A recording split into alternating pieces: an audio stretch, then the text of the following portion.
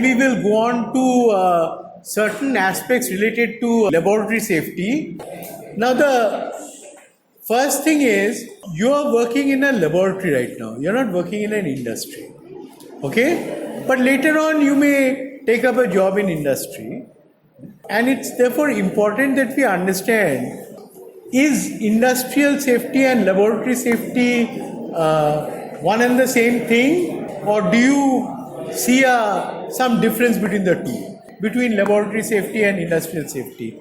Now, just give me one or two examples of why, how laboratory safety might differ from industrial safety.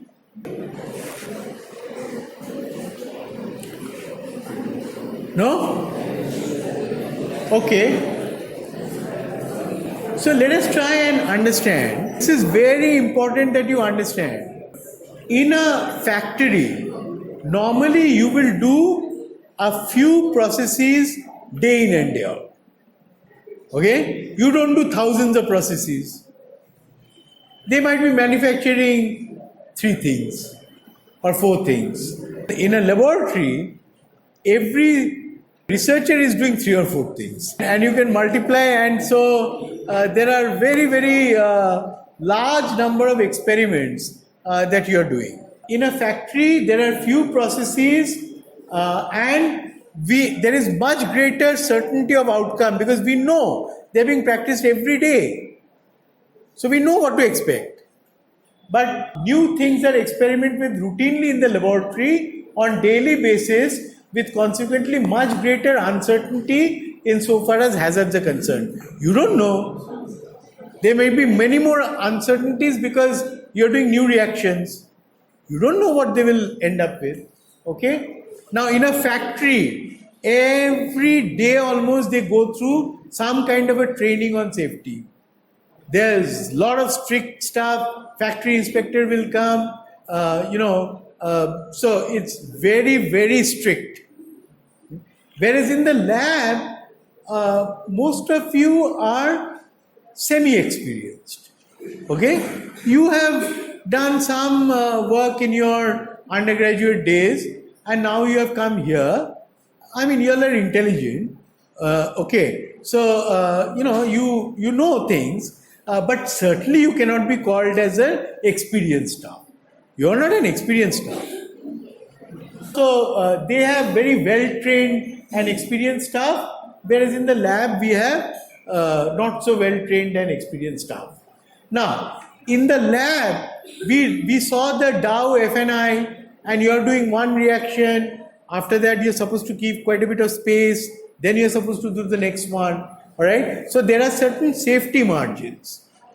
In the lab, I mean, you don't know what your neighbor is doing. He or she is doing one experiment, you are doing another. You don't know what is the interaction between those two experiments. You have no idea. And also there is high degree of congestion. There are people packed, there are 30 people in a lab working on different reactions. Okay, so that's another danger. Then in fact, in a plant, they have got strict guidelines as to how much chemicals you can bring over at a given time. Whereas in a lab over here, every lab looks like a mini store. Everyone has hoarded bottles of solvents because they are scared that stores may not give them in time. They don't want to lose out on any delay. And so, each one becomes a small hoarder of chemicals and solvents. Okay, everybody does that. Now, of course, there's a lot of strictness, but people do work outside of office hours, and you may not have a control over what they are doing. We don't have such strict waste disposal management techniques, and people chuck things all over the place. We don't have a proper emergency response plan, emergency response. Many times we don't even have a proper safety officer who is going and auditing for safety. Okay, and the only redeeming feature is that in a factory you are doing things on a very large scale. Okay, and in a lab you're doing it on a relatively small scale. So what saves us is only that. Okay? And maybe that your native intelligence is high. So these two things are probably the things that go in your favor, but the rest of it is all atrocious compared to what it is in a plant. Right? And it is for this reason that we need to recognize the difference and have laboratory guidelines which are more reflecting the reality of the situation. Is that clear? Okay. So it's important to understand why it is so important. One is that you are protected. Others who are working are protected. People who come to clean your lab are protected. If visitors come, they are protected. Your work is protected. If you are working safely. If you are not, then not only are you creating a hazard for yourself, you are creating a hazard for all these people. They might just come to your lab in good faith and they don't know that there is a disaster going to happen there. Right? You must do it not for your own sake, but for everybody else's sake. Now, it's not a bad idea to try and, sometimes these are useful. Like, for example, safety is really how good are your management systems? Do you have a system or not? Do you as a researcher, do you have the proper attitude or not? Okay, what's your attitude like? Do you understand the fundamentals or not? Like we discussed today about fire. Are you experienced? Obviously you're not. There is another big pressure. Everybody is trying to finish their degree. You're trying to finish, somebody is trying to finish PhD. And so you need to do things fast so that you get your PhD or your master's, etc. Right? Now, or your professor, your guide says, I want this result by tomorrow. I don't care. And you don't know whether you're doing things safely. You don't have time on your hands always. So that is very important. And there are many who view themselves more as an audience rather than a player. I mean, you're criticizing everything, okay? But you don't know that you are part of it. So what's your participation in the whole thing? Right? So, these are things that, will help you. And so if you think of safety, do think of these things and you'll get an idea of, on a scale of 10, where do you stand? Are you a 1 out of 10 or are you a 10 out of 10? Because then you'll have an idea and we will all have an idea of how safe the lab is. You cannot have a very safe lab if everybody is scoring 2 out of 10. Correct? Yeah? So please remember that. Right? Okay. Now, we already talked about these as some of the kinds of problems that you normally would face in a lab. Fire, explosion, sharp objects, spilling, pressure equipment, extremes of heat and cold, biological hazards, radiation, etc. Right? These are the typical problems. Many things which don't look so dangerous. Like, for example, you have a gas cylinder, right? Now, please, I cannot play it now, okay, but you can go and watch this video. You will see how a gas cylinder is flung hundreds of feet in the air. Okay, you cannot imagine what an explosive power it has. Even very benign looking things, and even by let's say people like us who are supposed to have had experience, we do things wrong. Forget about others. Like, for example, I'll show you, this looks quite benign. There is a jar of water, okay, partly filled, and there is a bicycle pump, foot pump. How dangerous can they be? Not too much, no? You would think. And what is being done? That with this bicycle pump, we are pressurizing the space above the liquid to about 2 bar pressure. Not much, 2 bar. And what happens is that because of this pneumatic pressure, the water comes out from here with an enormous force.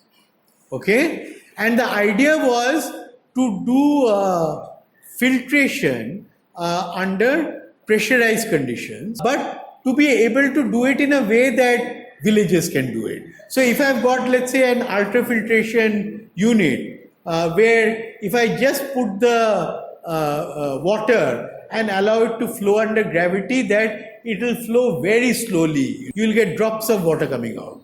Whereas if I do it with this, the water comes out with enormous force, and so I can do my filtration and remove germs, etc. much faster. One of the students who was working, 2 of them, she and another person, they thought that they will increase the pressure slightly so that it goes even more efficiently. Okay, so instead of 2 bar, they tried to raise it to 2.5 bar. But they didn't know what is the maximum pressure that this plastic jar can take. Now, this was being done in the workshop. All this is a part of the workshop. And when it went to 2.5 bar, the entire vessel exploded. And this pressure gauge that you see, it went and got stuck in the ceiling of the workshop. Can you believe that? It just flew into that workshop ceiling and it is stuck there. Okay, at least it was stuck there for several months. Maybe I can show you a video just so that you understand. This is your pressure gauge. You'll see that the water is kind of squirting out with a tremendous pressure. So, so the kinds of hazards that you will normally have in a lab, of course, we have talked about, like cuts, burns, explosions, fumes, electric shock, mechanical hazard. Now, what you need to do is that we need to create a manual, a safety manual, and where everything is properly articulated so that you can go and read the manual and you will understand what you're doing safely or unsafely. Okay. Now, in terms of protection, we normally will say, I've got safety glasses. You don't know that there are different types of safety glasses. Okay? And that all safety glasses are not the same. I may require some protection from impact. Another one, I require protection from chemicals, liquids. I may require protection from gases. So what kind of safety glass I'm wearing, I'll have to decide. I may require head protection. What if something falls from the top? How do I protect my skin? How do I protect my ear? No? And all of these will need to be properly understood. Do not wear a chappal to work. You're asking for trouble. You should always have closed shoes on. In fact, let me tell you, sometimes when we go for industrial visits, like some companies will straight away tell you, please go and buy safety shoes. And safety shoes means what? That the top of the front of the shoe has to have a solid steel-like hard object, so that if something falls, even a cylinder falls, that you can save your foot. And if you don't have, they won't allow you to enter the factory. Pure and simple. Okay. So please do not come to work wearing a chappal, not wearing your lab coats. Okay. These are extremely important. Whenever you have an untidy lab, it is again asking for trouble. People who have labs which are neat and clean, they every day will clean up their lab after they have done the experiment, are likely to be much safer. People who treat it as a dustbin will be treated also that way. So do not keep your lab like this. There are people who are so selfish, they'll do their experiment and whatever they've got, they'll put it in the drawer, and after 10 years, people are trying to figure out what is the chemical in that vial. They didn't care to clean out their equipment or their flask. Their experiment was done, bas theek hai. Who cares about all the rest, about all the other people who will have to bear the problem? You must understand storage fundamentals. For example, you should not be keeping an acid and an alkali bottle next to each other. You should not be keeping something which is a fuel and something which is a strong oxidizing agent next to each other. If you are going to keep something which is very volatile, make sure that there is some kind of a suction. So maybe it will be connected to your fume cupboard. Otherwise, things can become explosive. Right? If you are dealing with any poisons, always make sure that it's under lock and key. It should not be kept out. Somebody could just come into your lab and walk away with it. Someone may be suicidal. Someone may be a terrorist. Okay? So you need to be very, very careful and make sure that those things are always under lock and key. Okay? And likewise, as I said, solvents. Okay? Now, I think that other professors are teaching you about MSDS, Material Safety Data Sheet. So I'm not going to go into it, except to tell you that as far as laboratory safety is concerned, it's very important that particularly these sections that you are fully familiar with. Okay? What are those? Do I understand the composition of what I'm working with? Do I know how to identify hazard? What are the first aid measures? What happens if it's accidentally released? Etc. etc. These are elementary things, and before you do an experiment, please have a look at the MSDS. And this is the reason why you need a laboratory safety manual. I have seen in my career that you always think that everybody knows what they're supposed to do. Like I'm telling you, okay? And I expect that you'll know. But fact of the matter is, within a few days, everything has become blurred. You go and ask somebody, didn't you know that this was your responsibility? And the person will tell you, really? It was my responsibility? I thought it was that person's responsibility. And you can never pin down anybody. Okay? And he said, oh, was I supposed to do? I didn't know I was supposed to do. Nobody told me what to do. Nobody should have that kind of an excuse for doing the wrong thing. Okay? And so once you have a safety manual is supposed to tell you what are all the things that you're supposed to do. And if you don't know, please go and consult that manual. All right? I happen to head the research of ICI, which is the place where Trevor Klett's worked, and we made probably the first safety manual for a laboratory in our country, almost maybe 22 years back, right? And so there was a lot of thinking, and as I told you, Trevor Klett was the person who was considered to be the chemical engineer who changed the world, who happened to work in this company. And so we had a kind of a track record of working very safely, and we didn't care if we didn't make money. Many times the company did not make money, right? And it didn't care. But what was much more important for the company is that at all times it worked safely.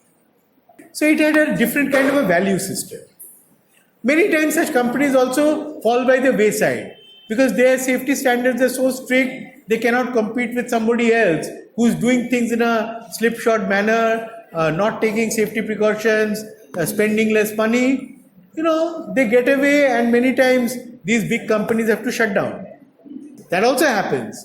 So it just depends on what is your sense of value and priority. Okay. Typically, a safety manual will have several sections. The first section may be related to what is the overall vision of your organization? What is the broad policies? Do you pay lip service to safety, or do you really mean business? Okay, in the matter of safety. And it will be quite evident from what you write and say. After that, it will give you a brief introduction to sources of risk in laboratory operations. It will give you detailed instructions on laboratory policies.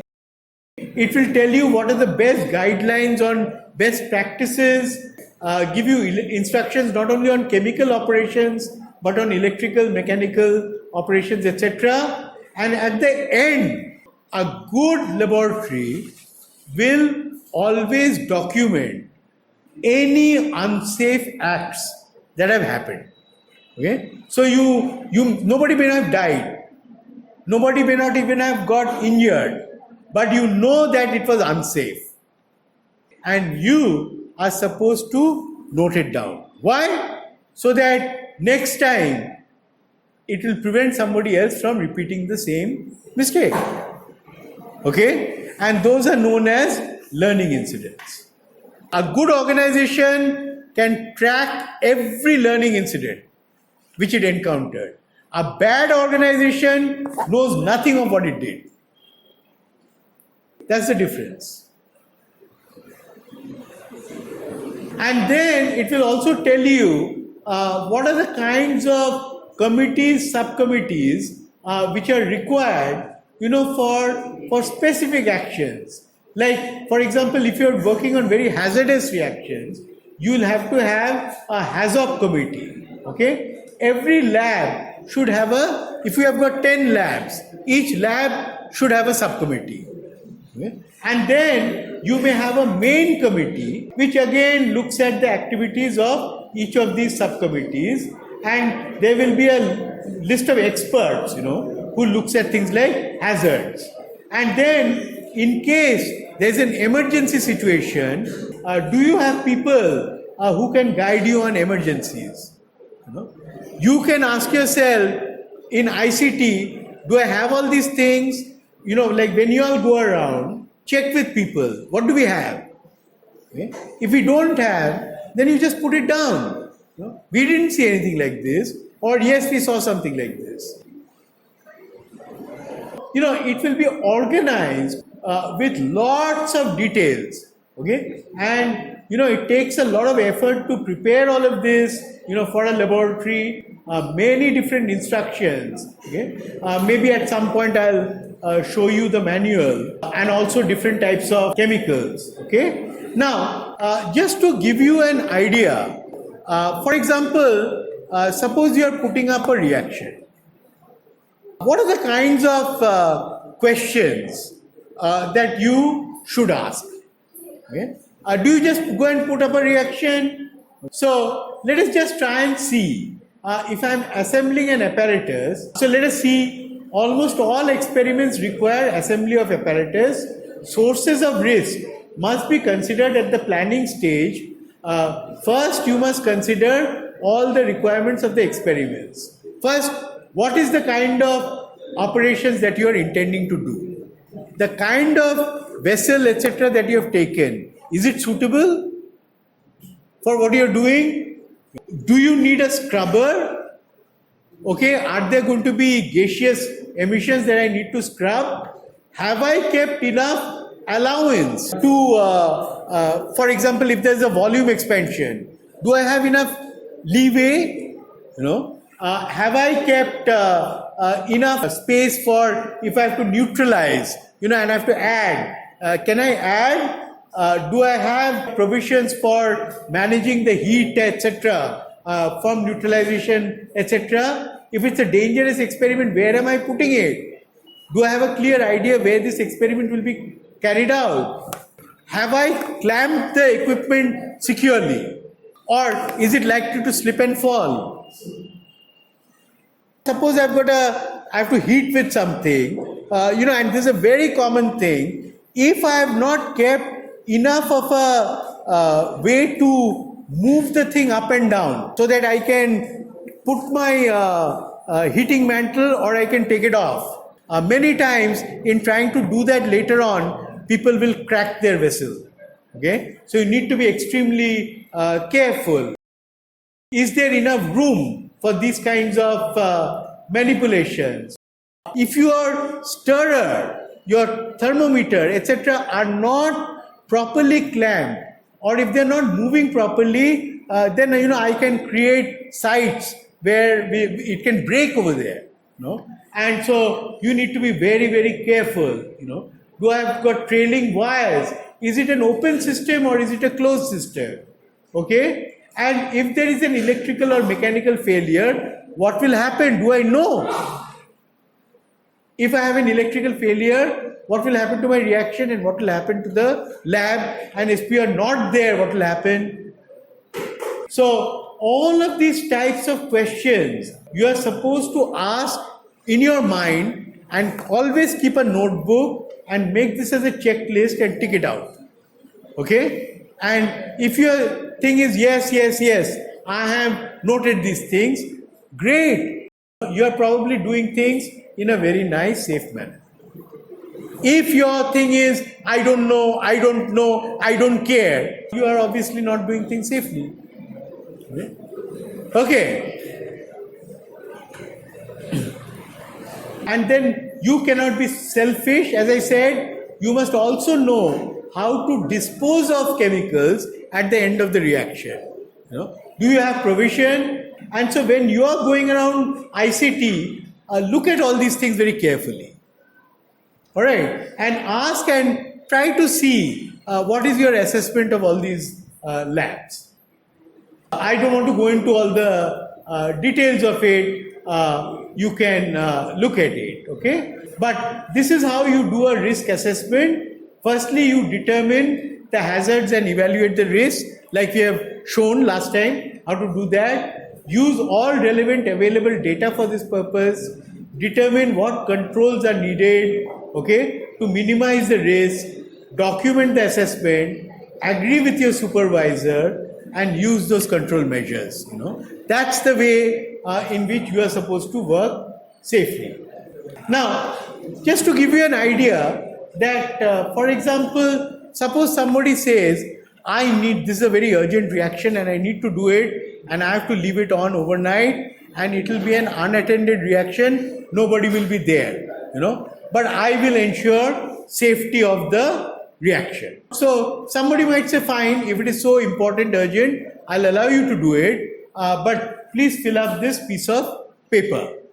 So let us see what it says. What is the date of the experiment? What is the place of the experiment? The name of the experiment? What is the chemical equation, roughly, that describes the reaction that you are carrying out? Okay? What are the nature of the chemicals? Whether they are corrosive, toxic fumes, inflammable, explosive, you tick it up. If there is a spillage, what are the steps to be taken? You just note over here. This is what I have to do. If the condenser water is required, to keep it cool, and if my condenser water is stopped, if it is not flowing, what will happen? Suppose the temperature of the oil bath were to overshoot, or if it stops, what will happen? What would happen if water supply stops? Is it safe or unsafe? If it is unsafe, what is my contingency plan? What would happen if power went off? Is it safe or unsafe? If unsafe, what is my contingency plan? Okay. What would happen if the temperature overshoots? What would happen if the stirrer stops or breaks? And if the answers to everything is satisfactorily put, the scientist in charge will sign, the telephone number is mentioned. If there is somebody on emergency duty, the name and signature of that person will also be mentioned. That is the way in which you work safely. Is that clear? Now you can see if this is 100 out of 100, where would you fall? Would I be a 10 or a 20 or 30? What am I? And go through ICT, go into your labs and try to get an answer. Okay? And remember that good labs, if I'm doing something hazardous, and we talked about the layers of protection, and remember, it must have an emergency response plan. In our case, presumably the emergency response will be that all of you will go and assemble in the lawn. And if things are very dangerous, then you have to leave the institute. I had shown you this before in another context, but just so that you remember that for every one fatality, roughly about 300,000 at-risk behaviors are known. This is a company-wide statistics, which has been prepared by ConocoPhillips. I mean, it might vary from company to company. In some companies, the number instead of 300,000 might be 10,000 or 1,000. But let me tell you, there is a very large ratio between at-risk behavior and whether somebody will die. If you understand this, then obviously I will target this area and make sure that I am learning as much as I can from these at-risk behaviors. So let us try and see what we in ICI had to do.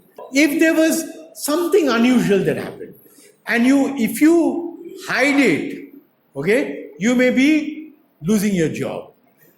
So don't try to be over smart. Don't try to sweep it under the rug. You may get a slip the next day saying you are not required anymore. So what you'll do is date and time of occurrence. When did this thing happen? What was the site? Where did it happen? What was the classification? Explosion, spillage, fire, others. Mention it.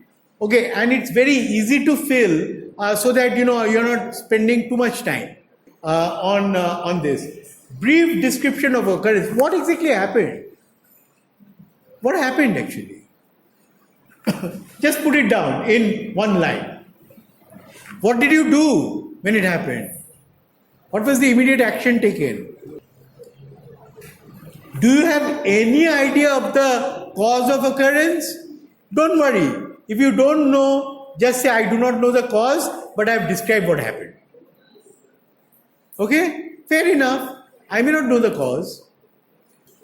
And of course, if I know the cause, then the recommendations to prevent an occurrence, and then you sign off. And if you have left this blank, then of course, the Safety, Health and Environment Officer will obviously investigate this in more detail and recommend certain actions.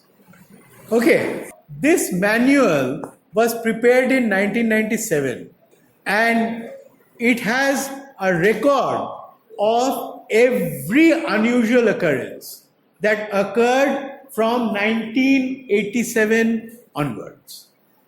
So for 10 years, okay, everything is documented and it's all put down at the end. So I've just taken a few from that so that you understand what do you mean by an unusual occurrence. Okay? Nobody died in any of this. You can see sodium wire dye was being cleaned and residual sodium in it caught fire on exposure to water jet after an initial methanol wash. So obviously the person who was cleaning the dye after making a wire of sodium metal, did not clean it well enough, and there were traces of sodium still there. Okay? And when they tried to use water, then the whole thing caught fire. Okay?